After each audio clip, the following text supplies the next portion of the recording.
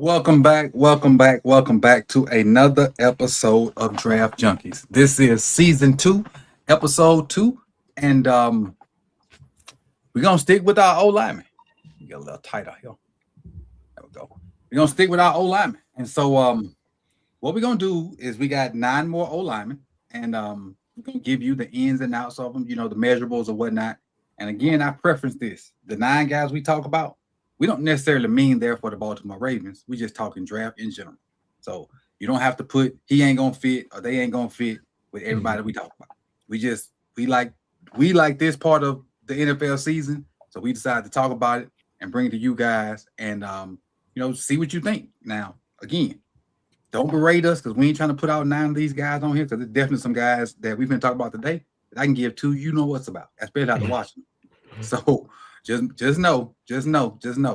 While we doing this, it's general information. It's good ball talk, and this is good football because we like football. So with that being said, bring in my 2 co-hosts from Deep Cover Podcast, and so if they don't do one, this is your Deep Cover Podcast for the week. Mike Crawford and Chris Just Joking from Deep Cover Podcast. How you fellas doing? First of all, are y'all thawed out? It's slow going here. I don't know how much snow Chris and them got up in New York, but we still probably got 6-7 inches on the ground here in Maryland. Oh wow, that's crazy. I don't know if I could do 6-7 inches. This is we got flurries, and I was like, we didn't move. We got about 10 minutes of flurries, and we was like, oh, it's worse than snowing. We ain't moved at all. So, having that much on the ground, I'd probably lose my mind, which is one of the reasons why I hadn't came to a home game. I got to come to a home game earlier in the season. Yeah, because I got stuck up there the last 2 times, and snow was coming that way. It wasn't coming down. Looking at my hotel when the snow was going that way. So I was like, no, I ain't trying to do this. What's good for you, Chris? You got your package yet? No, not yet. Okay. I don't know if they sent it or not, but it's on the way. And so you not only do you got one of these on the way. Since you don't drink out of this too much, I got you a sticker too. You can put on your water bottle. Hey, there it is. So you just slap a sticker on that water bottle and go from there. That's what I'm talking about. Appreciate it. All right, fellas. So we're going to start with Blake Miller. And so let me get organized. Now, in fact, let's start with Max. You cool with starting with Max, yeah. Mike? Because I got Max up here on my thing. We're gonna start with Max. We can start with Max. Max who?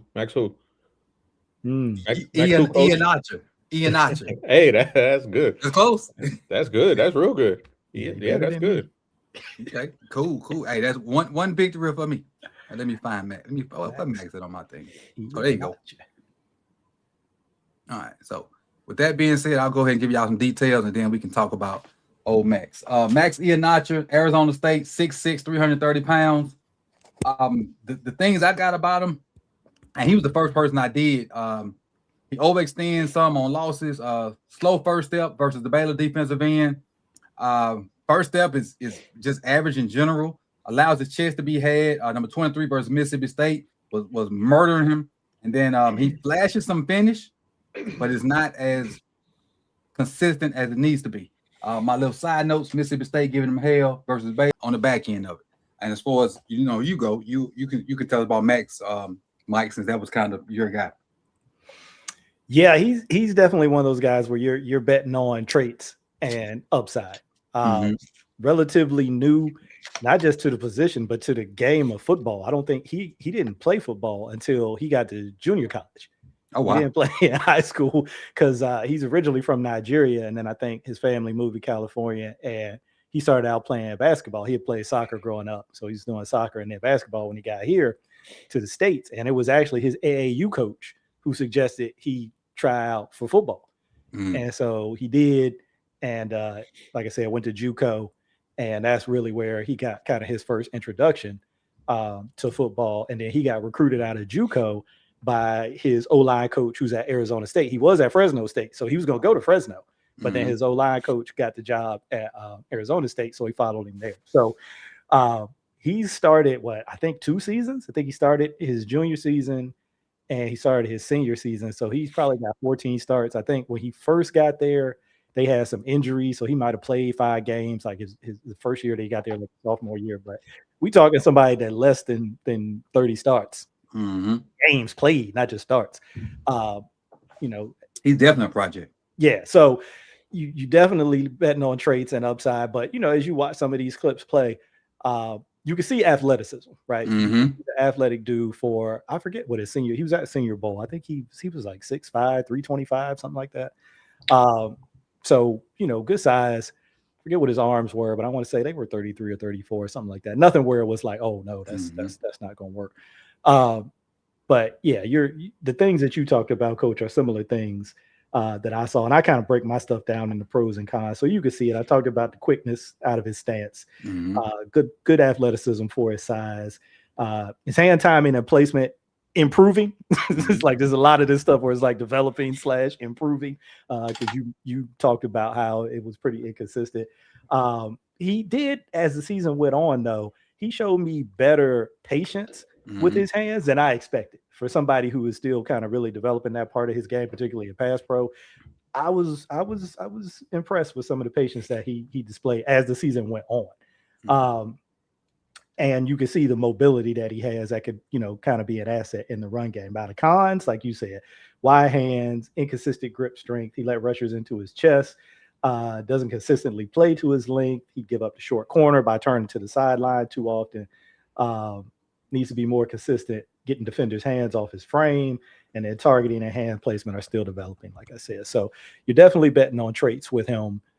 Chris has talked about for months now how this offensive line class is not kind of what we've been accustomed to seeing in years past in terms of the quality. So he's a guy who might get a little bit of a bump on some teams' boards just because of the athletic profile and the fact that you have a class that there isn't any really, like dude that stands out really. It's like you guys have mentioned, 1 or 2 guys who we covered on the last show, but other than that, it's not like this deep crop of like dogs out there. So I wouldn't be surprised if somebody, takes a shot on Max. Now, before you go, Chris, his stock for me goes up a little bit because I didn't know what you enlightened me on about his lack of football, like only playing 14 snaps. So knowing that now and what I saw on tape, it makes a lot of sense. But go ahead, Chris. Yeah, some of the same stuff you guys brought up. Obviously, I think from the waist down, I think there's a lot to be excited about with the way he moves, the type of footwork that he has, and he was able to look a little bit better, a little bit more consistent doing that. But then when they got in team drills, he was kind of getting his ass whooped a little bit. So when there was a lot more bullets to worry about, and they're not blitzing at the Senior Bowl either. So right. you kind of see the head spinning a little bit. But like Mike was saying, like this is a really talented developmental type of guy. I could see somebody, reaching up and getting him in the 2nd round, 3rd round. And I don't think this is a guy who's going to come in and be able to start in year 1, maybe break glass in case of an emergency type. But I think this is a guy who could be like maybe on that like Patrick Paul kind of career arc, where the first year he gets a little bit of playing time, looks a little bit rough, but then that 2nd year you see a little bit of a jump. And I think with Max, you could see something like that, because if he gets with the right offensive line coach, that's a hell of a ball of clay to have for you and your team, because I think he could definitely develop into a pretty good right tackle. I don't think he'll be like, all pro or anything like that, but I think you could have a really good tackle on your hand. You got a play on here that I had too, Mike. This one right here for Mississippi State, versus Mississippi State. I think they got on black, and this the same play. I'm like, this shows, like, I think this might be it, like his potential if I can find it.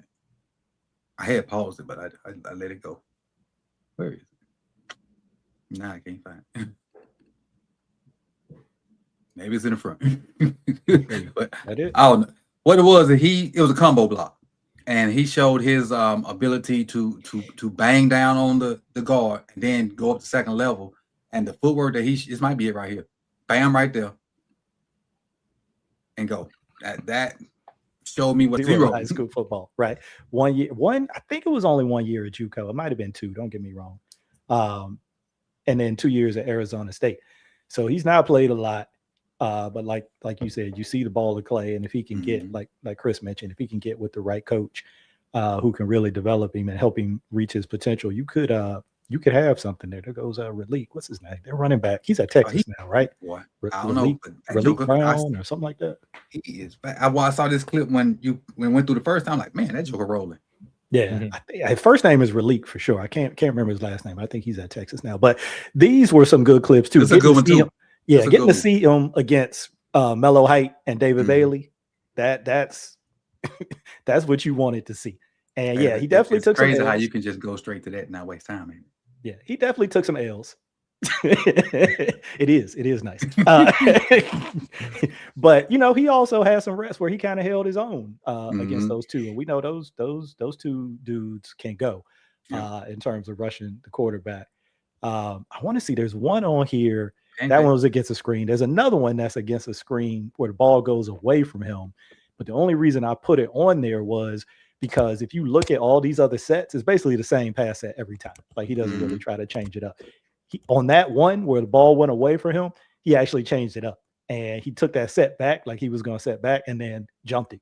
And I was like, okay, if you can start to understand, like we talked about in the last episode, that you have more tools in your toolbox and you can learn when to use them, then that shows me that there's something there to work with when you're doing that in games too. It's not just practice, right? He actually was willing to do that in a game. It might be the last one. Yeah, because he looked decent right here, right? Versus these Texas Tech guys. We know they had animals. Yeah, they get him a couple times, but let's see, is this it? Boom. See that? Where he says, and then bang, right to his chest. So I was like, okay, you're showing me that you got the ability to change up and vary your sets like that. Really that's good, not ideal right there. Yeah, that that's some of that inconsistencies that you were talking about. But there's definitely something to work with, I think. His feet are extremely light. So once he gets the technical stuff down pat, he gonna be all right. He just how long it's gonna take that to happen? Because some teams ain't got time to wait. Right. Yeah. Like Chris said, that soccer background with his feet, you could definitely tell that you can see that soccer background in his feet. All right. Next dude on our list is Blake Miller. Blake Miller. Let me get Blake. Where's Blake? All right. Blake Miller, 6'6", 315 pounds from Clemson. I'll give a little backstory on it, and I'll give my notes on the end. 2022 at Clemson, 944 snaps, 64 pass grade, 77 run grade with 10 penalties. 2023, 958 snaps, 73 pass grade, 71 run grade with 6 penalties. 2024, 935 snaps, 76 pass grade, 69 run grade, 1 penalty. And then last year, 875 snaps, 84 pass grade, 73 run grade with 5 penalties. Just tackles alone in the NCAA. 42nd in snaps taken, 21st in PFF offensive grade with 78.5, 35th in run block grade with 73.3, 13th pass block grade with 83.5, 48th in pressures allowed with 14, 19th in pass block efficiency with 98.4, 96th in true pass rush pressures allowed with 11. And those 11 pressures allowed in a true pass rush was 2 sacks, 2 hits, and 7 hurries. So, again, Blake Miller's your guy. I'll let you start, and I'll come on the back end. So, the opposite end of the spectrum from what we just talked about with Max High. Tons of experience. This guy's got 54 career starts. Basically has not missed a game his entire career at Clemson. Started as a true freshman, and I forget what number of guys they've had at Clemson who started as true freshmen. It's in the bio on Clemson's website. It's not been many. I want to say it's less than 10.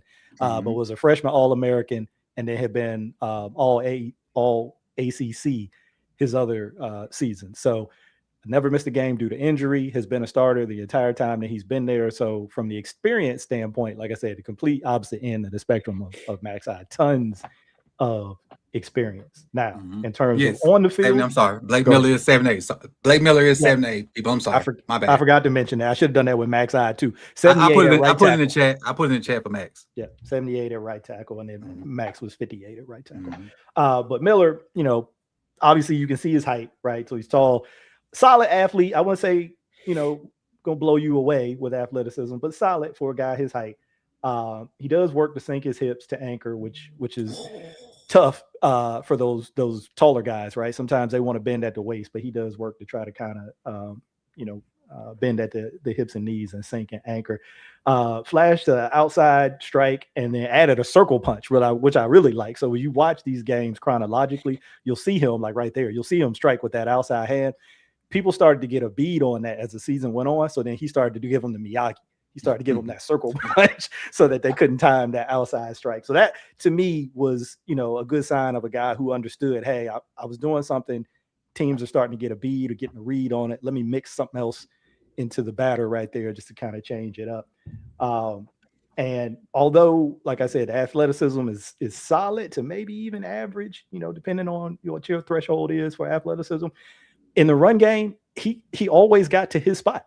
Mhm. Like it was never like blow you away, but he got to where he was supposed to be. Now, in terms of the cons, he does have a little bit of a narrower frame, in my opinion, kind of one of those high cut. Rosengarten. Yeah, kind of one of those high cut type of guys. So that can affect his ability to anchor. His foot speed against outside rushes, sometimes it was like inadequate to me. It wasn't even just like average. Like it just wasn't going to cut it. Mhm. Overall foot quickness, I said, was average to below average. Hand timing and placement are inconsistent and doesn't consistently play to his length and pass protection. So like him and Max I, that both was kind of an issue for me because I want to say they both had because he was at the Senior Bowl too, Blake Miller. So I want to say I think they both were close to 34 inches, if not 34-inch arms, but they don't play to that length on film. They let guys into their chest, and so you don't see that show up the way that it does in a measurement. So I don't know. When I was watching him, I was like, I'm not as down on him as I was on Barber from last week. I'm not at that level, but it still was like, okay, you got this guy with all of this experience, and it shows at times. But I don't know. I would say I just wasn't like I for whatever reason. I guess I came away expecting to be like almost wowed. Like you wow, expected okay, growth after that freshman year. And then because I've seen him in some projected mocks from guys like Jeremiah and Dane Brugler, and they've got him not mocks, but in their top 50s. I'm sorry, let me not misspeak, not mocks, in their top 50s, and they got him as like a top 20 type of player. So I was really expecting like, okay, let me see what we got, and it's not bad, but I guess like you always kind of warn me about like, hey, you want to go into this stuff with an open mind because if you don't, then sometimes that influence creeps in, and you expecting to see something and you don't see it. Mm-hmm. I'm with you on that because when you jump out the gate with that kind of freshman year, it's almost like you peaked then, almost. But go ahead, what'd you see, Chris? Yeah. So with Miller, I liked him. I went into it thinking I wasn't going to really like him, but I liked his game. I like, obviously he has that pedigree where he's been starting from day one, similar to Francis Marinoa. But I liked what he did. I thought he could be a little bit overzealous in the run game and dip his head and cause himself to lose balance. Just to start with the negatives. In the run game, I don't think he's not going to be a people mover. He's going to rely more on using angles and leverage to open up little slight holes, but he's not going to be somebody who will just throw people out of the club. For me, I thought he showed a really good outside hand and not letting people get outside of his right shoulder. And I thought the grip strength was really good. I thought his core was good. Obviously, there are times where he needs to be more consistent playing under balance and not lunging. Like this.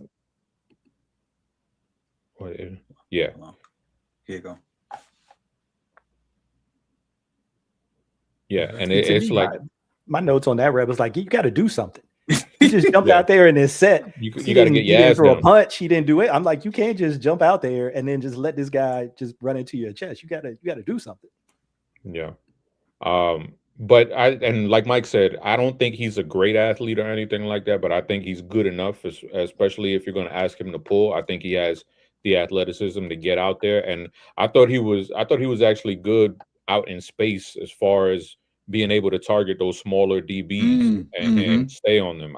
Because we see those big guys, they get in space and they lose all control of where they're trying to go. And I thought he did a good job of staying on target when it was DBs. And I thought the knee flexion was good too. When he had to, there were times where he had to absorb power. Obviously, it wasn't stonewalling, but I thought it was decent. I didn't think it was anything, like all pro level, but I didn't even know that he was ranked in the 20s, or like DJ or Dane. I didn't know they had him ranked top 20. I like him as like top 50, top 75 type, not top 20. No, I don't see that at all. And I keep in mind, I ain't watched a lot of folks, but if he's top 20, this is a down class. Well, yeah, this class is down. This class is down, or across the board when it comes to the offensive line, because Francis Marinoa, who's my OT1, I don't think he would be my OT5 a couple years ago. Last year, he definitely behind Simmons, you think? Without a doubt, for me. I mean, without a doubt. And I think a lot of this class is like that as far as the premier positions. I think a lot of these guys where you see like, oh, this guy's going to go in the top 10. So you have those expectations. Oh, Marino is a top 10. He's going to be like Penei Sewell. And it's like, no, you have to temper those expectations and grade it on a curve. Like, he's a top 10 for this class, but in classes past, it might not be like that. And to be clear, this was Daniel Jeremiah. I'd have to go back and check Dane, so let me not throw Dane out there like that. But DJ had him at 23 in his top 50. Damn, that's high. Maybe he ain't watched everybody yet. But what I got for him, go ahead. I was going to say he's got him one spot above Monroe Freeling. He's got Monroe Freeling at 24. But, of course, some of the other guys that you guys have talked about, he's got earlier than that. Like, he's got Mauiaga at 13. I think he's got Ione at 11. Spencer Fano at 12. So he's got those guys a little bit ahead of him. So that's really what surprised me, because I was like, all right, I heard those names. I've seen those names. I've not seen this Blake Miller name. So to see him at 23, I was like, let me go check this out. Right.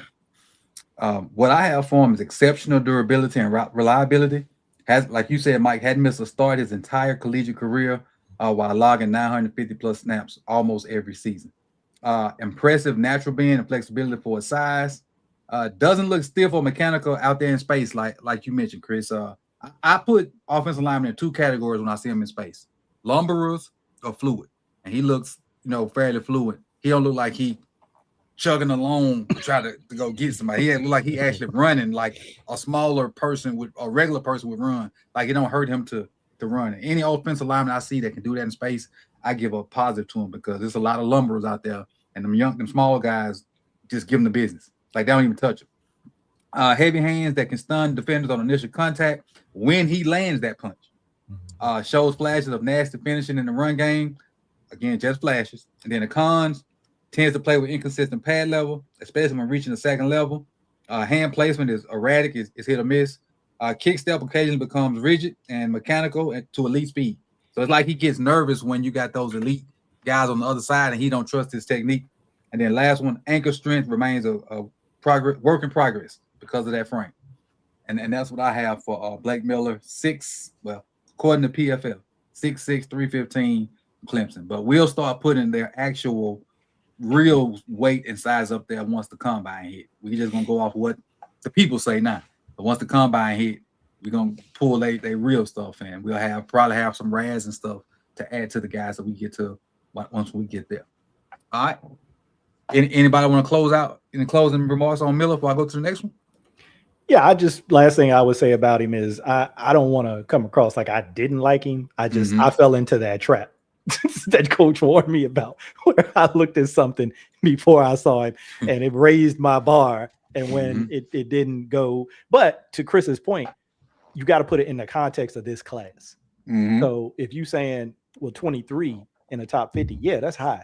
But in this class, right? 23 in the context of this class, not 23 in the context of last year's class. So I needed to kind of check myself a little bit going into it.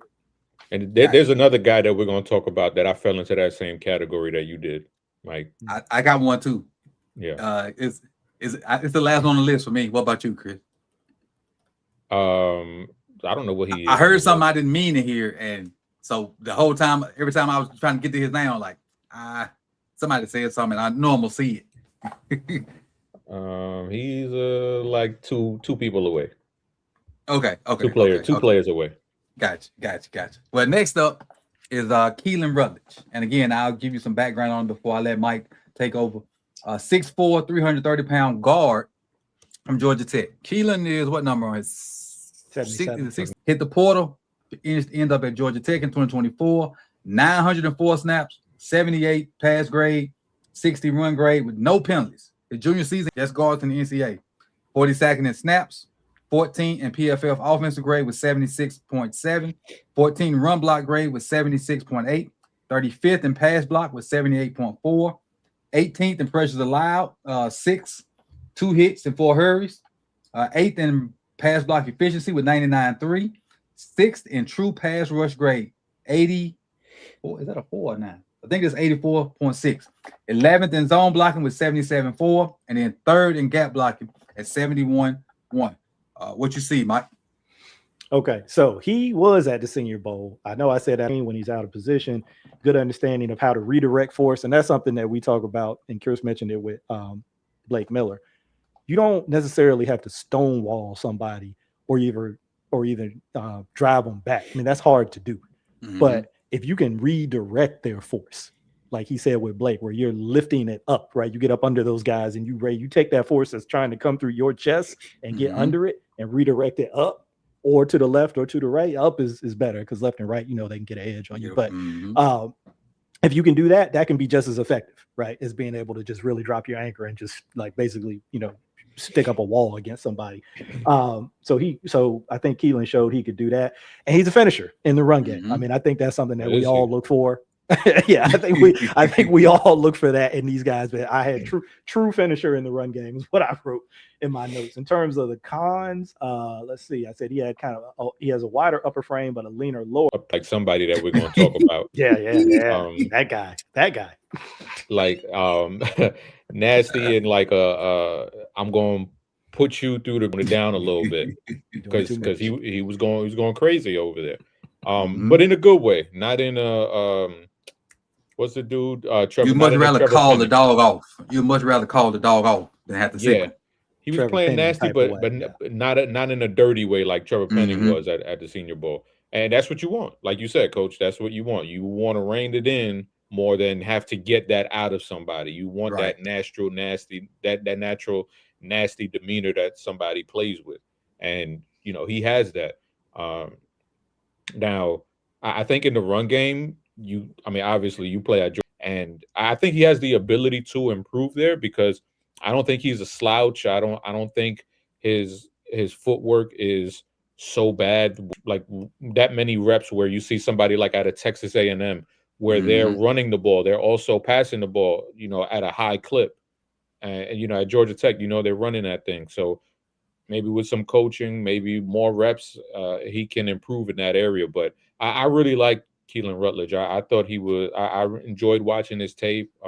It was refreshing because I have my bias because I like those. I like those players that play with that attitude. So it was very refreshing to watch that. See that play Coach just showed against the SMU guy, 54. That's an example of what Chris was talking about. And so those two plays back to back. So it's that one against SMU which was the clip before this Pittsburgh one, and then the clip before that against Clemson. Before the Pittsburgh one, it was So before Pittsburgh, So this one, and then it's going to be the one before this, right? So there you see it again, right? Where again he sets, but didn't do anything. You just set back and you wait for this guy. Now go back to that one if you can. and then go to the one This one? before it. Yeah, then go to the one. Yeah, that one, to the beginning of that one. Okay. Hold on. And then You get this back. one, All right, right through the play. watch how proactive he is. Boom, boom. Oh, Two-pieced him, right? Outside hand, inside hand.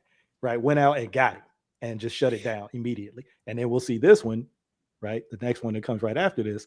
Watch him just set back and doesn't do anything with his hands until he has to. Then it's like, oh. Right. Like, so I'm like, wherever he goes, if he goes to a team and an offensive line coach that lets him be aggressive, that says, hey, man, I'm not going to ask you to set back a whole lot.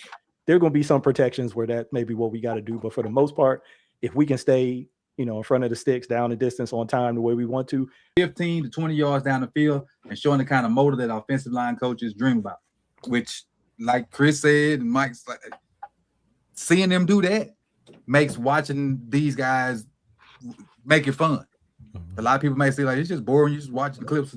When you see guys do that, they got some momentum that can't be coached. They've been taught that from knee high. Creates firm seals on down blocks and combination schemes, which those are his positive down blocks and counters and stuff like that, because that's what Georgia Tech do, even though they're trying to get the spread a little bit. Displays mental toughness and resilience, not just bouncing back from a serious car accident, but dominating at an All-American level while still managing the physical limitations on a severe foot injury throughout the season. So that could be part of it too. That foot injury from that wreck. But I mean, you out there, you gotta produce. So you are what your tape says you are. Yeah. The cons: plays too upright and pass pro far too often, particularly against speed rushers. Sets with the inconsistent depth and angles against wider pass rushers, and that's like the clip you had to go back to. The dude was like in a 3. Yeah. But then when he was missing, the dude was more like in a 4-eye. But they also had another guy that the tackle had to block. So the further he had to extend, it's more like he was lunging. I saw that a good bit too. But if they, like you said, they right there on top of him, he'll go ahead and shoot them hands. I guess he got to feel like they in reach of him. And if they feel like they out of reach, he's just gonna wait till they get in reach. And then some against the good ones, you can't do that. Nope. Because they're gonna already you keep your hands down before you can even get them up. They can already hit you with a move or two. Yeah. Or at least got the shoulder by you. And you can counter that too with the way that you set. If a guy's at a 4-eye, turn him into a 3. Yep. With your set, with the angle that you take. Yeah. Quick set and put him in your comfort level. Make this your game. Don't play their game, because they got advantage anyway. Because 9 times out of 10 they're gonna be more athletic than you, faster than you, and then get at angles to where they know you are at a disadvantage because you can't move and they can't. So you got to bring your whole toolbox out. But that's Keelin Rage. It was a pleasure to watch him just demolish folks and finish folks and run folks off the film, and then to see him challenge, to see his challenges to go along with his limitations. As far as a starter, maybe not right off the jump, but he got the run blocking stuff to fit a run game, and he may have the pass blocking stuff, but it just probably wasn't like I think Chris, you said it probably wasn't emphasized at Georgia Tech, so he just need more reps in, or better coaching in, because I'm pretty sure their O-line coach, and I'm guessing because I don't know who their O-line coach is, probably so more of a runner than a pass setter, because that's what Georgia Tech has been known to do. All right, any closing thoughts on Keelin? Yeah, I would say if the Ravens don't take a guard early, this would be a guy that I would definitely like for them to take in the 3rd round if he's there. I love the way, I love the play demeanor, I love the attitude that he plays with, and I think with Mike's dude out of Atlanta, the new old out that O-line room as far as the nastiness is concerned. Mike? Yeah, I agree with that. I mean, we passed around some of these clips. You see those things when you watch Keelin Rage. Agreed. Next up, and Chris, after I give us a little background, you'll start us with this guy. This is Chase Basantis. Is that pronunciation closer to what y'all had? Okay, just check. We want the I ain't seen him since I kind of said what I had to say to him about him, but it is what it is. Chase Basantis, guard, Texas A&M, 6'5", 315. Did I put him up there? It's still Keelin, I think. Oh, hold on. There he is. Turn the sound down. There we go. All right, number 71. 2023 Texas A&M 605 snaps, 47 pass grade, 59 run grade, 1 penalty. 2024 562 snaps, 70 pass grade, 72 run grade with 4 penalties. Then last year 795 snaps, 71 pass grade, 63 run grade with 4 penalties, all at Texas A&M. Now I probably should have did a little bit more research on this, but Chase is a true junior, correct? Mm-hmm. Yeah, that's rare. That's rare. He's a true junior. So Chase is probably 21, 22 years old, which is rare in this Porter era. A few analytics real quick. 96 snaps play, and this is just with guards.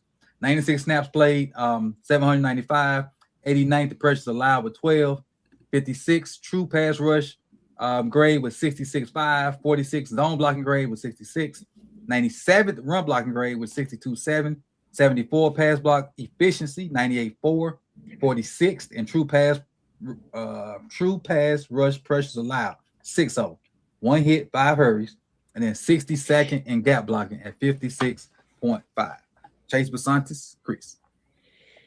Yeah, this is one of my favorite offensive linemen in the draft. He was a top player coming out of Jersey. He was a 4-star recruit.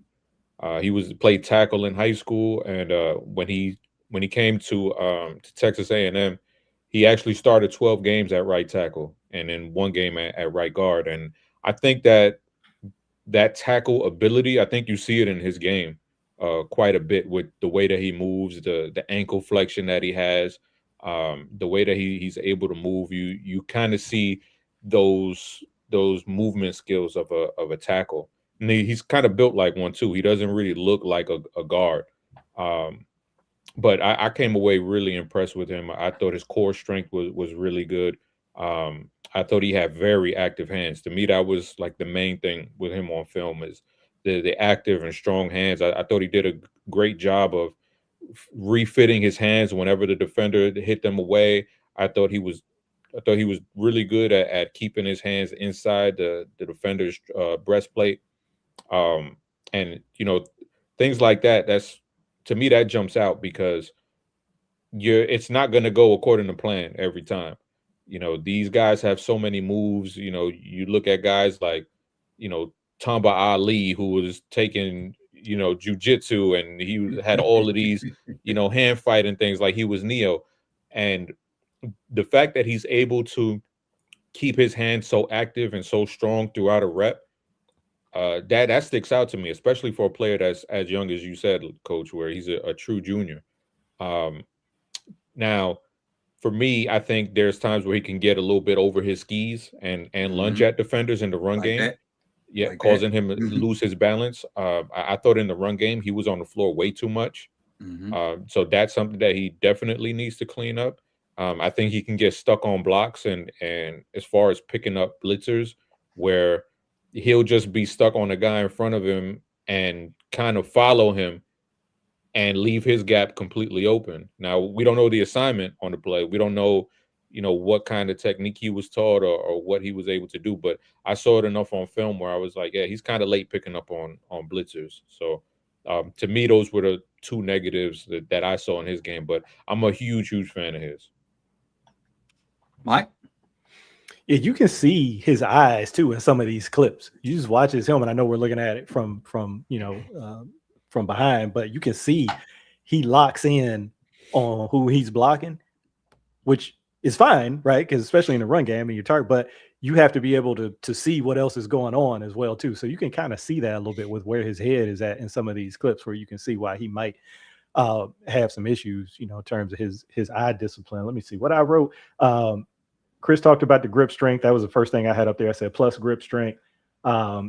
Has nastiness to him. For sure, he's got some nastiness to him. What kind of nastiness do you speak of?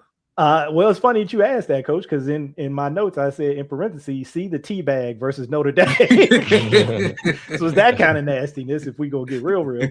I said, solid mobility as a puller in the run game. He can move people in the run game when he gets his body on them. In terms of maybe some of the cons, I said, hand timing and placement a bit inconsistent, can be late and wide with his outside hand, allowing access to his chest, making it difficult to anchor. Inside foot gets stuck in the ground at times, sabotaging his ability to use his feet to absorb bull rushes. Let's see, what else did I say? I think that was it for the con. So yeah, I liked him too. I mean, look, anytime that I ain't necessarily saying you got like teabag dudes, but anytime there's some nastiness, right, to you as an offensive lineman, that's always going to get my attention. I'm gonna tell you a little secret. A lot of times, you remember Sean Payton's Bounty Gate? Mm-hmm. A lot of times in O-line rooms, you get a little pot dropped in there when you do stuff like that. Yeah.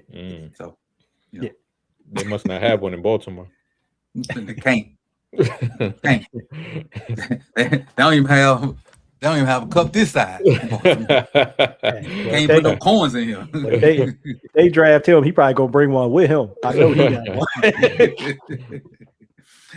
one. What I got for Chase is flexibility to play multiple positions on the line because he did start at guard and tackle. Strong lower body foundation allow him to anchor against bull rushes and maintain leverage occasionally. Impressive hip flexibility, allow him to sink in the proper blocking position and explode on defenders to get that pop when not necessarily when they don't see him coming, but when it's a squared up and it ain't one of those angle blocks and he gets his power clean right, he popping heads back. And I kind of look for that on contact, especially when you get good contact. I never saw that from Falele except for when he got tripped. Physical finisher who plays through the whistle. Again, I don't know what it is with them Texas A&M cats, but they got some R in them. Y'all know the last name. But, the negative, inconsistent hand placement, which we talked about, and pass pro leads to holding penalties and allows defenders to gain inside leverage. Tendency to lean forward and reach defenders like he too anxious. Like he know who he got to block, and he know, in his mind, I'm finna F you up. And then he just lunge and whiff. And struggles with lateral movement when defending against edge rushers who use speed to power. And the thing is, he should have so much practice with that, with them two edge guys they got. Mm-hmm. But I guess they probably just whooped his butt all the time in practice because he them two over there on them edges for them, they can get it. You know, I'm pretty sure we probably gonna talk about them when we do flip over. But that's closing thoughts on Chase, Chris. Yeah, I think he's a guy who could find himself at the back end of the first, in the first or the early second. I think a team is going to fall in love with the way that he moves, the dexterity that he has, the flexibility that he plays with, and the fact that he's a true junior. I think teams are going to fall in love with him, and it could be a case where if he would have went back to school, maybe we're talking about him, as a top 15, top 20 pick in next year's draft.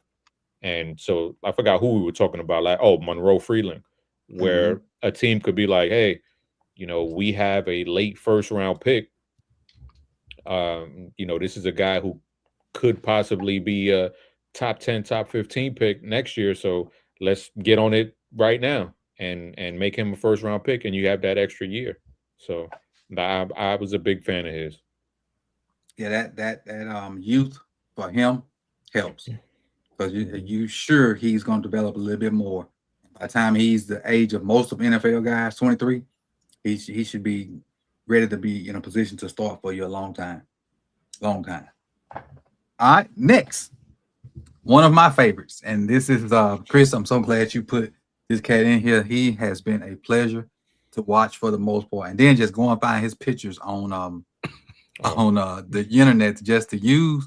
I was like, man, this cat right here looked like somebody that won't allow his quarterback to be touched. And this is Jennings Dunker, 6'5", 315 pounds. He's number 67 on your screen from Iowa. In 2022, he had 180 snaps, 25 pass grade, 48 run grade, 4 penalties.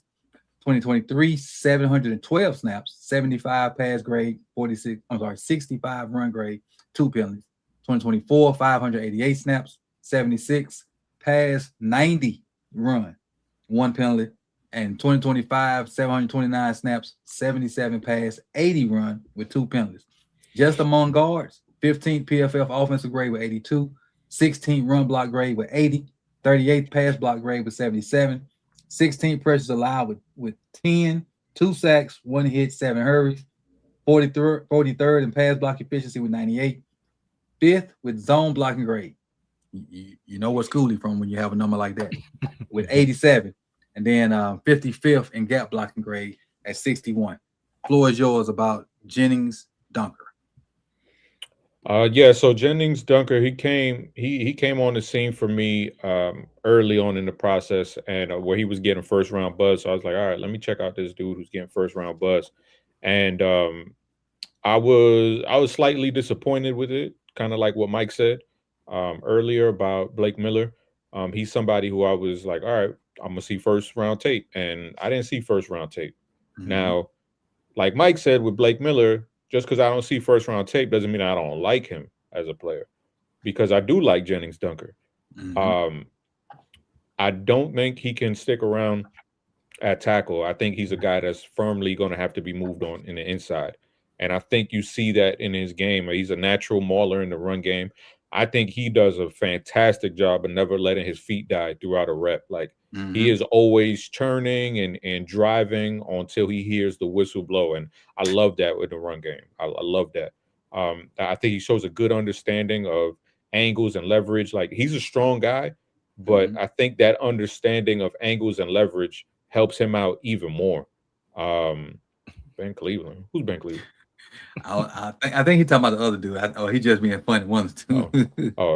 Nah, neither one of these dudes is Ben Cleveland. But I think he has to do a better job of keeping his hands inside of defenders in pass pro, because there were too many times where he was just like hugging them, like trying to hug and get his hands on the outside. And if a team decides to keep him on the outside at tackle, that's going to be a rough go around if that's how you planning on pass blocking. Um, I I think he's a solid mover. I think there's some stiffness in his hips when it comes to bending, but I don't think he was a complete slouch as far as moving. And I got his measurables here. He's 6'5", 320, Mm. 10-inch hands, 34-inch arms. So this is a guy that I firmly have moving inside. I would not. I don't see him playing tackle at the next level, but I'm very, very intrigued with him at guard, and he took a lot of reps when it came to playing guard at the Senior Bowl too. Him and Chase should switch positions, shouldn't it?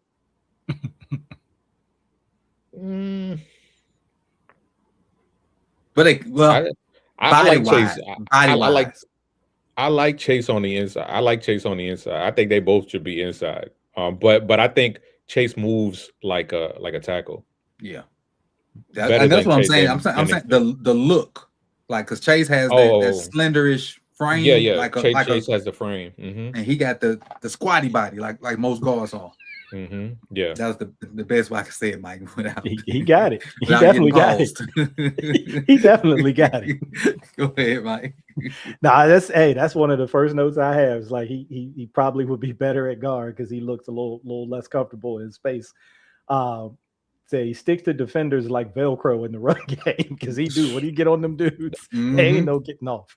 I said this pass pro. I don't know. I remember, for whatever reason, this movie came to my mind. So he stays right where he wants in his pass set, like the 2-step in that movie Hitch, where he was teaching when Will Smith was teaching dude. He said, "Just stay right here.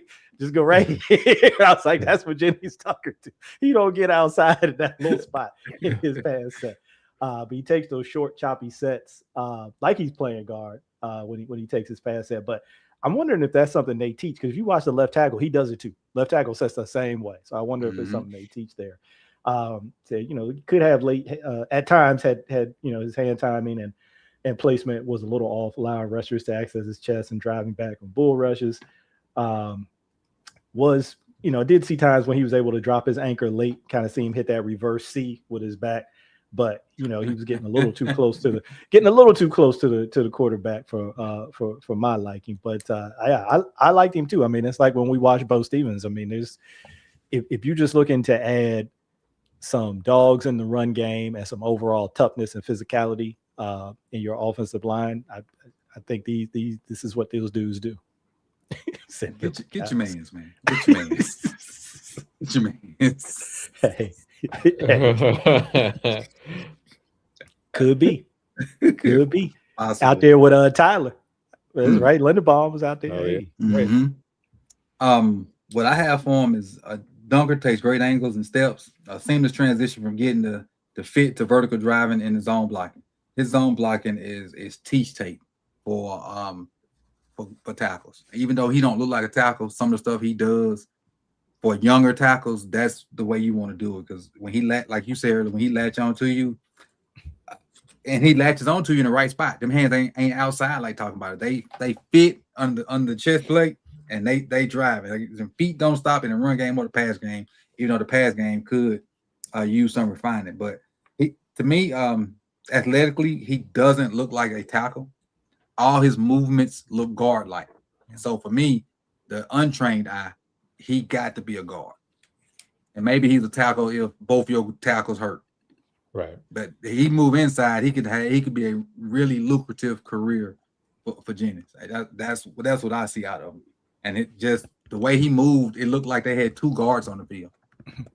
But for Iowa. And especially with as much outside zone they run, it's probably they want. Look at that, right? Oh my goodness. Look at it. And finish. Yeah, I was impressed with him. I was really impressed with him. I like him. Now I'm probably a little higher on him than y'all, but just that 90 run block grade, it did something for me. That's not fake. Huh? That's not fake. Like sometimes right. you'll hear those numbers and you'll be like, nah. But that 90, that's real. So I like him.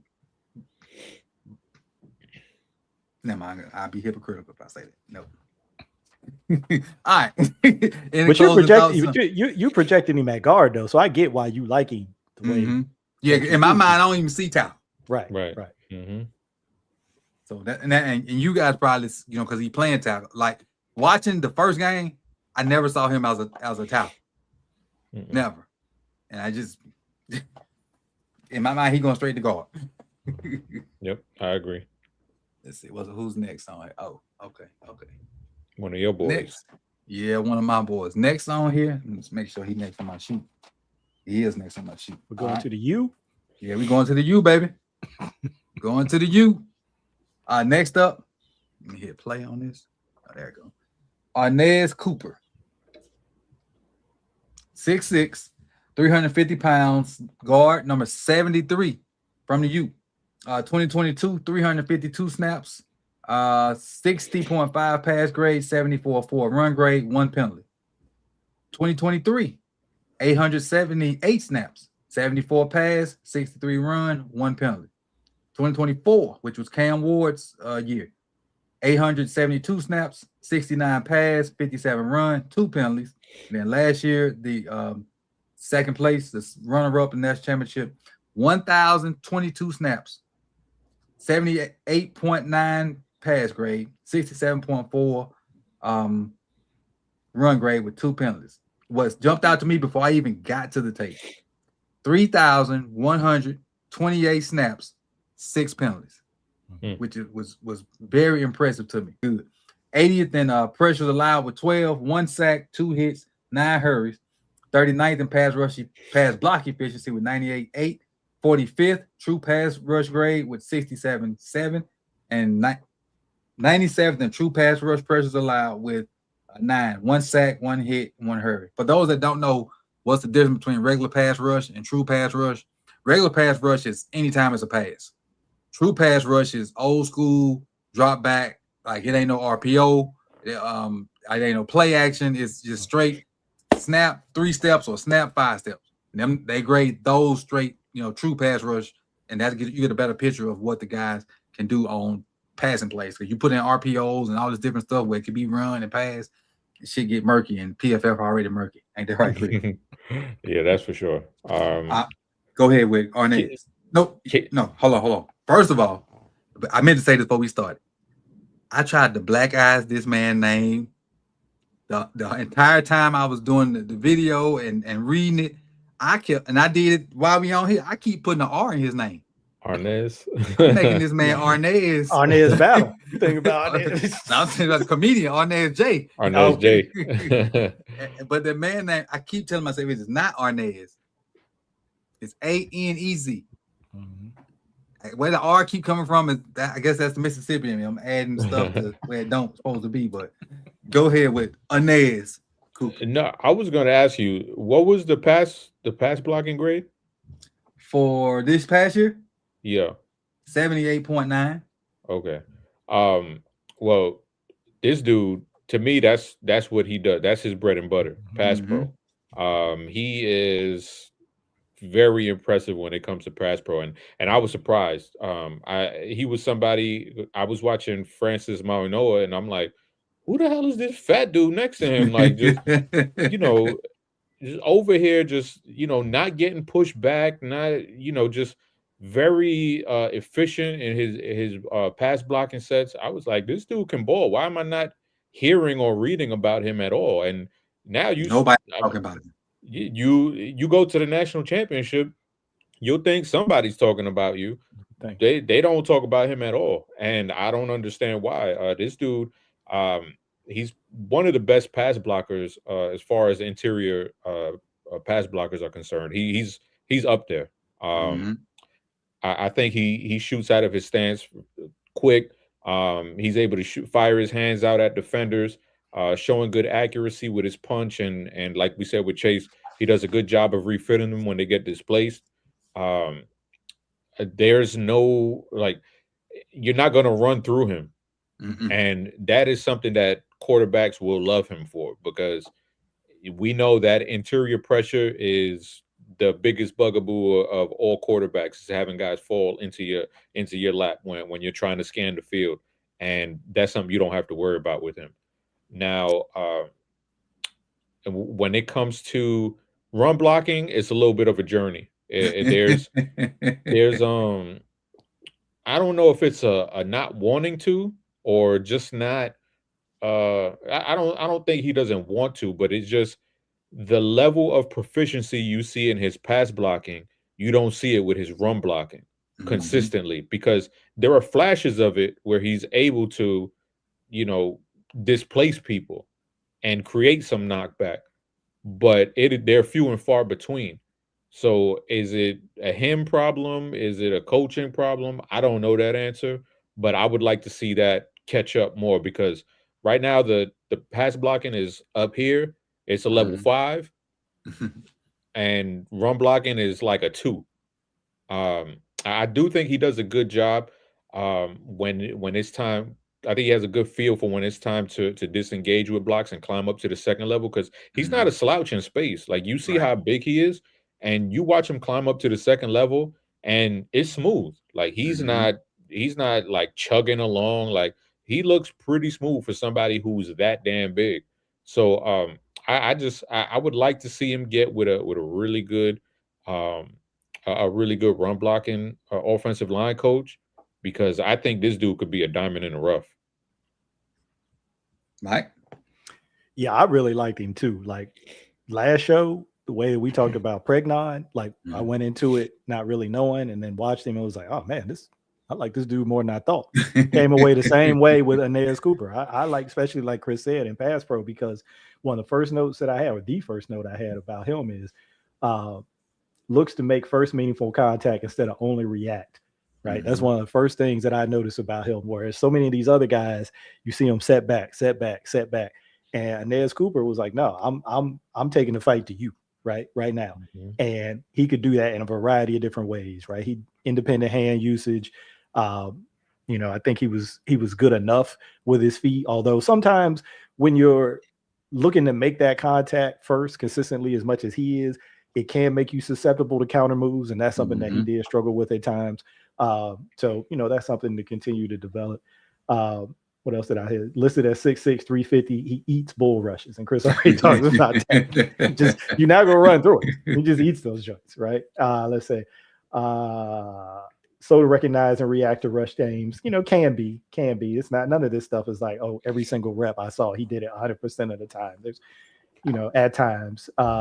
And the run game thing, for me, I agree with everything Chris said. And one thing I kept wondering about was he doesn't show an understanding of how to generate power. Like, I think somebody could say, hey, man, you got all of this size. Power comes from the ground up. We got to tap into your ankles, your knees, get you to bend and understand how to really generate that force from the ground up instead of playing so high all the time. And because you are a big dude, just thinking you're just going to be able to put your body on people and just run them. In some cases in college, you probably could do that, but that's not going to be the case in the NFL. So you're going to have to really understand how to play with that consistent power, right? And I always remember something. I think I can't remember if it was Michael Pierce or it was Brandon Williams. So these defensive linemen, but I think the same thing can apply to offensive line. He said, look, at this level, the NFL, he said, you got to come off the ball, think plane, not helicopter. Don't lift straight up. You got to come off at a low angle. And I think, if he can work on, kind of creating that angle a little bit better, people talk about low man wins. A lot of times it's low hips that way, because you can bend at the waist and make yourself low, but that's not really going to generate power. It's really getting those hips down. So, I don't know if that's a limitation like body wise for him, or if that's something that he can continue to develop, because you can see on some of these, he's just a little too upright. But I think that could really kind of unlock some of that power that I think he's probably got in that body. If he could do that a little more consistently. And what I got for him, I got 4 positives and 1 negative, and the negative it kind of encompasses a lot. I say I was really impressed with his movement skills for that size. Does a good job on combo blocks, especially waiting on the linebacker to trigger and displacing them. I'm rooting you out of there and I'm driving you down the field, or I'm leaning too far over and you swimming me and you about to get the tackle for a loss or just disrupting stuff in the background. And I when you was talking, Chris, I had a realization just looking at my paper, and these 2 numbers hit me. And so 2023, Miami had a traditional drop back passer, and his pass grade was 78.4. The next year they get Cam Ward, who do all kind of radical stuff. His pass grade went down to 69.9. This year they come back to have a traditional passer, go back up to 79.8. Kind of tell you what kind of system he need to be in. Yeah, get him in that drop back game. And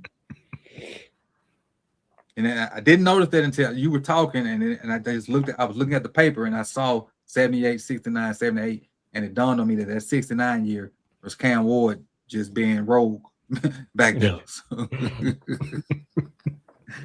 So again, drop back team. There you go. I think you got your guy. Yep. You somebody go down mid-season, yeah, you slide him on in there. I don't think he's ready to start off. He'll be ready to start off the jump, but he got the part of the game that's harder to teach, the pass pro. Right, I agree. And I have no clue, like as far as his projection, I have no clue where he fits in on that. I know he was invited to the Shrine game, but obviously played a national championship. You're like a week not before going that or something like that.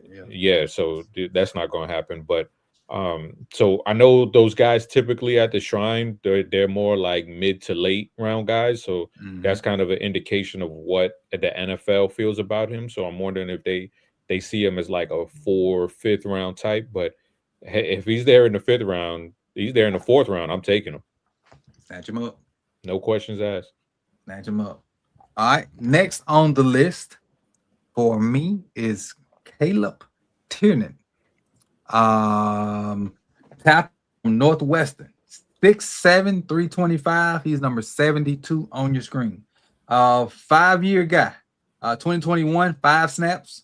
79 pass, 57 5 run, 0 penalties. 2022, 510 with 73 pass, 58 run, no penalties. 2023, 846, 73 2 pass, 58 run, 3 penalties. And 2024, 764 snaps, 88 pass, 75 run, no penalties. And then last year, 835 snaps, 84 pass, 59 run, 3 penalties. Not a lot of analytics for him. 68 in snaps for tackles, 835. 9th pass block grade, 84.3. 43rd in pass block efficiency with 98. 43rd in true pass rush pressures allowed with 8. There was 2 hits and 2 hurries. 61st PFF offensive grade, and 42nd in pressures allowed total with 13. 3 sacks, 4 hurries, 6 hits, and then 9th on true pass rush grade, and all of NCAA tackles with an 80.3. Caleb Tieran is your prototypical West Coast offensive tackle. They ain't gonna run it much. It's gonna be a lot of passing, quick passing stuff, and that is the guy that can do it. That length is good for him. A few cons I got for him. The basketball background is evident in the way he moves. His pass arc patience resembles a veteran waiting for movement because he's real patient. He's the Floyd Mayweather. You come on with your first moves, he's gonna count, and he got a bunch of counters to your counters. So he's polished to me in the run game. I mean, not the run game, in the pass game. He does have some nastiness about him that I like.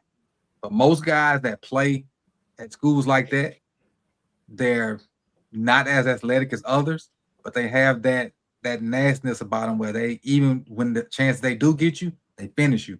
And then now you have somebody that's really good with that same attitude. It's nothing but bonuses. Few negatives for him. Tall frame creates leverage issues against guys that can get under him and move him with low pad level. And then his run block consistency wavers from time to time. I like it when he does it right, but when his misses are legit misses. So he's more consistent than not, but I would say a second, third round guy, but a really big upside because of what he can do in pass pro to start off with. We'll start with you, Mike. Yeah, that thing about his patience, that was my first note. I said he is a technician when it comes to hand use, adept at getting rushers' hands off his body, will target hands, wrists. He used all types of moves, man. He liked to throw that flash hand out there to kind of bait you, to get you to throw your move, and then he counters. Was really consistent with that. Gets his hips down and feet behind him when he drops his anchor. Will also use a hop back technique. Will give ground when defenders get to his chest. So, it's not always going to be that consistent anchor you want to see.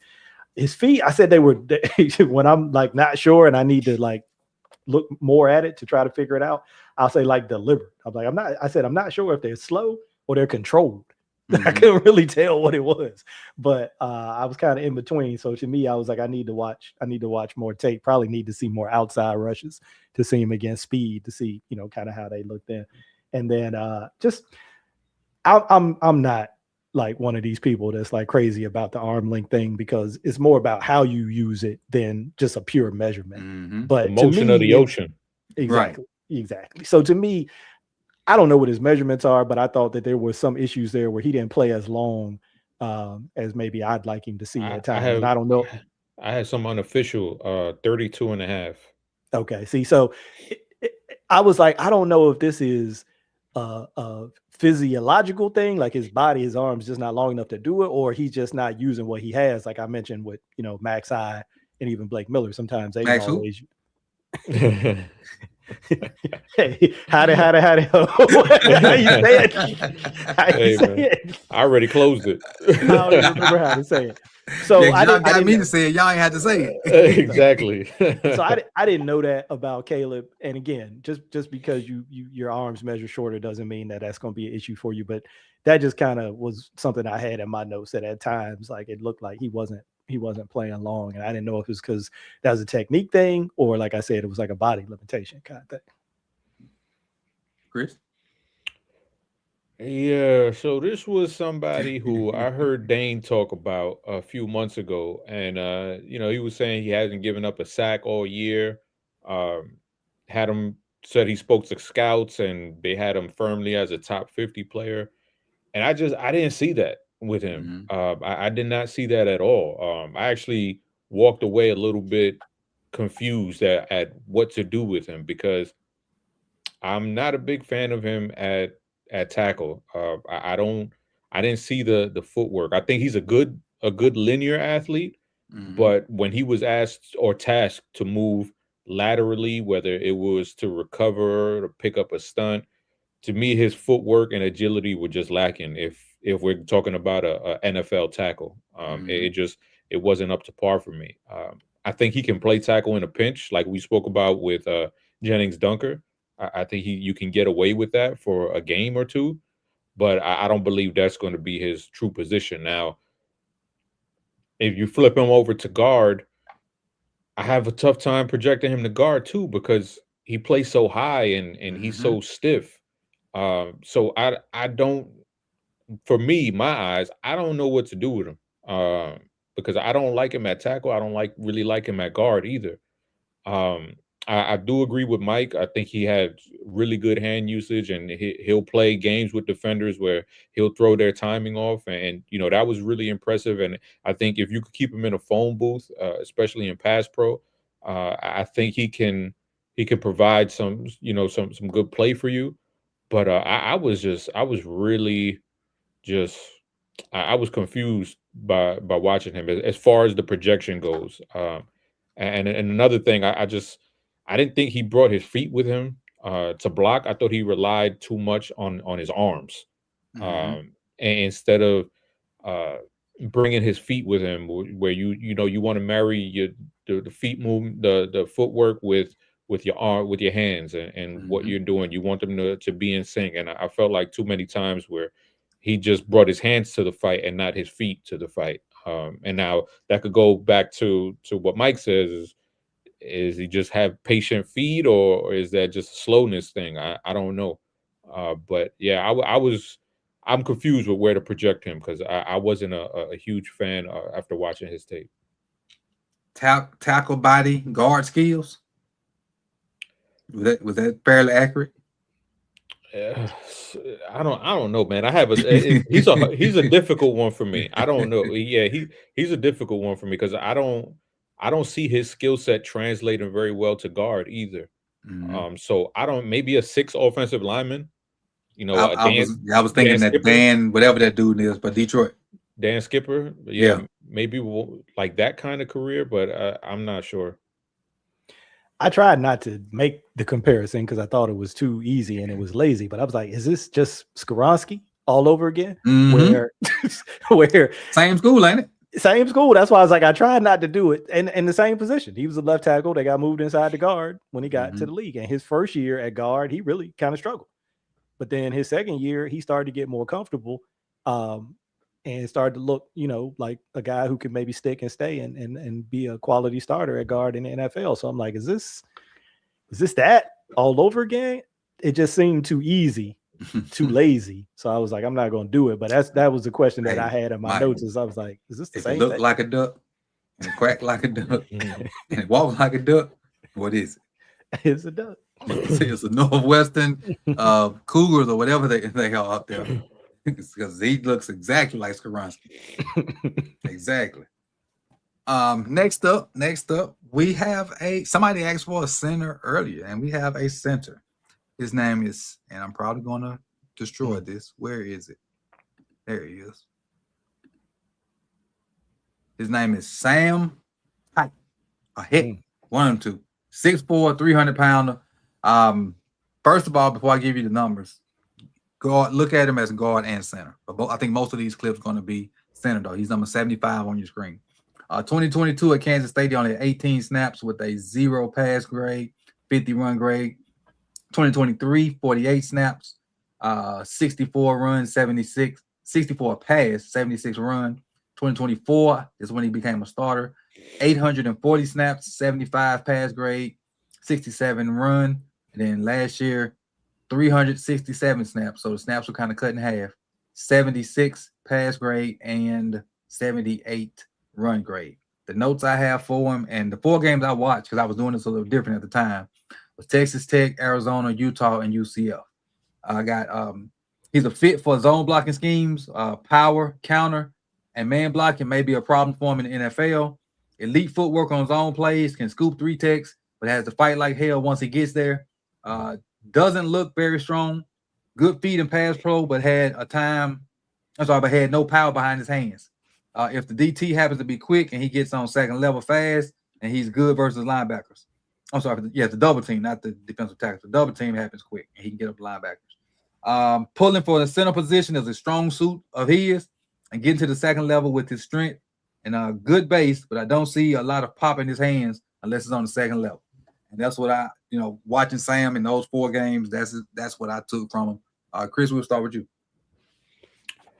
Yeah, with Sam Heck, I thought he was like an extremely poor version of Tyler Linderbaum, where he's built densely like a low fire hydrant. I think his core, I keep talking about the core, but a lot of these times where you see these guys blocking, you want to see their core engage, and you could tell by the way that their back is bent up and whether they're able to, absorb power from a defender. And I thought his core was good, but it's just there's only so much you could do when you're 297 pounds and the guy lined up across from you is 340 pounds. Is a big man's game. That's what they say. And there's only so much you could do. If he was, 310, 320, then you'll probably see a little bit more strength from him. But at that size, he just doesn't have the mass to really hold up down to down. Now, if you get him in that zone scheme, like you said, Coach, then you can use him. You can use his ability and the skill set that he has as a strength, and you could weaponize it, kind of like the way that we see with Tyler Linderbaum. And he reminds me a lot of the Washington center that I don't think he got drafted. Nick Harris. Nick Harris for the Browns, I think. Was with the Browns. He played, but I don't know if he got drafted. I think he signed a contract with them too. But I know he's still kicking around in the league. Just injuries been messing with his career. But I felt like they were similar players, undersized, pretty good movement skills, tenacity, played with leverage. But I don't know if this is a guy who, well, I do know he's not going to be for everyone. Right. You need to run a specific scheme for him to be your starting center. Mike?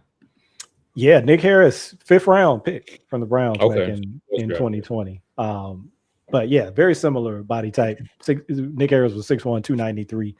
I think you said Heck was like 6'4", 297, something like that. So a couple inches taller. But yeah, you guys kind of hit on everything. You definitely see the mobility, right? He's able to get on rushers and cover rushers up. But, there's just going to be, like Chris mentioned, that physical limitation with him where he's just not going to be able to hold up against, guys that can overpower him. And so he strains. He definitely is out there fighting and straining and trying to hold up, but he just has that limitation with his size. So yeah, I think you both hit on it. Get him in that predominant zone scheme and allow him to use his mobility and athleticism and kind of position block people more so than trying to overpower people. And, I think you could have something, but,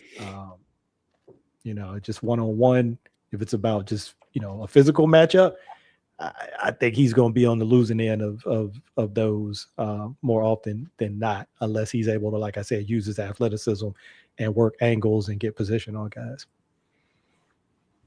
All right, and that is our first center that I think what you called him, Mike. No, Chris, a bad Tyler Linderbaum.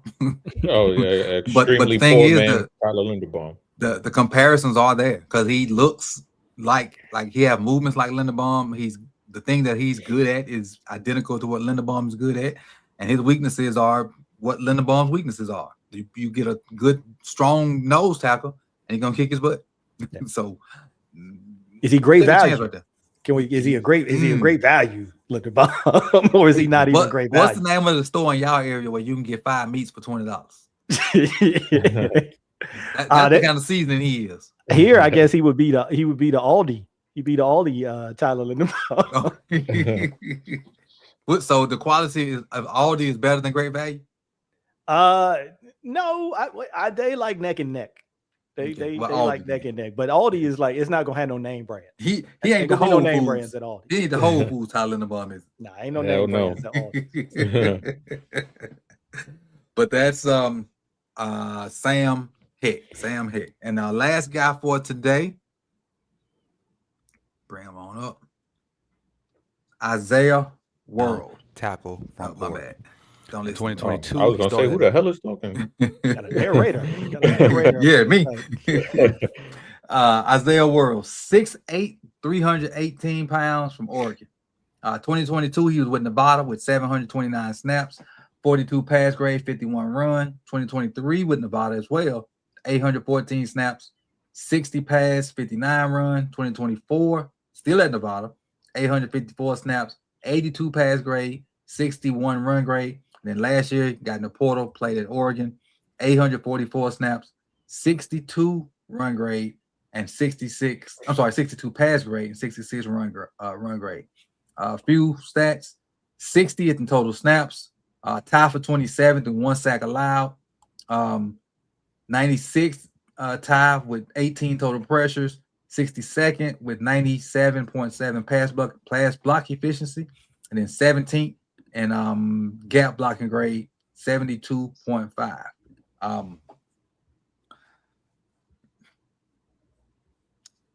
We say inconsistent on here, and you can kind of throw it out there as like a 50-50 thing. Versus good competition with Isaiah, I think it's more so 65-35. So he got decent numbers and he got some good tape out there. But when it's up against the gang, he didn't perform. In their biggest games, he was like he was a different person. Now he has some good traits.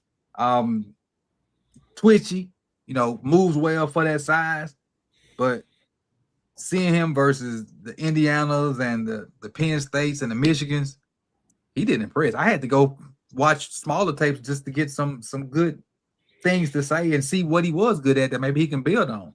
Because against the Dogs, he was a liability. He was a liability. And not to say he can't be fixed. I felt like he stopped his technique when he played the big dogs. Like he was so scared of getting beat or their quickness or something like that. He didn't trust what he's done all his life, and he suffered from it. Isaiah World, we'll start with you on this one, Mike. Yeah, this was a tough one for me too, Coach, because like you said, when you saw him up against quality competition, and it just wasn't it. My notes, unfortunately, like I said, I try not to have too many negatives because I'm not trying to kill these kids, but said late hand timing and poor placement exposes his chest to rushers.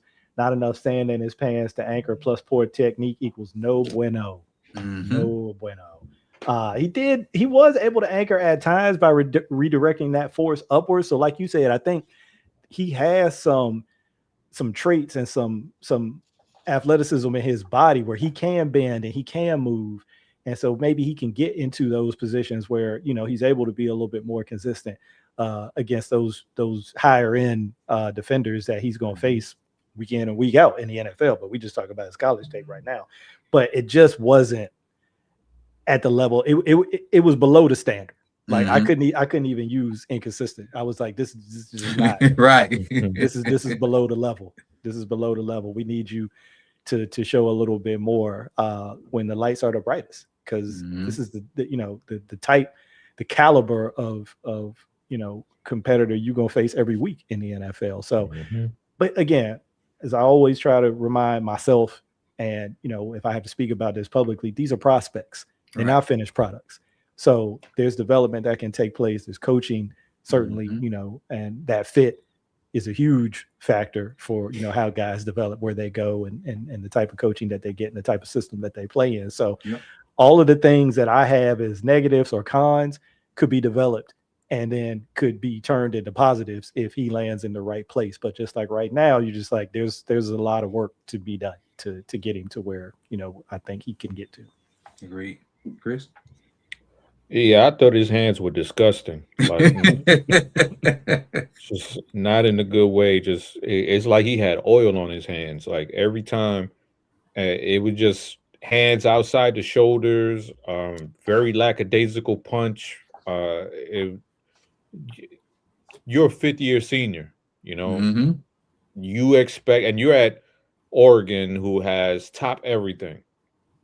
Top facilities, top coaches. And you make that jump to this level. And I think in the beginning of the season, I thought he put out some good tape, and then you just saw a steady decline as the season went on. And that is not what you want. Like what we spoke about with Max. So the first person we spoke about, you see the arrow going up. And even in the Senior Bowl, whatever stock you put into the Senior Bowl, you want to see players play better. And with Worlds, it just went down. It just tanked. And I think there was some good, natural ability that you see with his the way that he moves.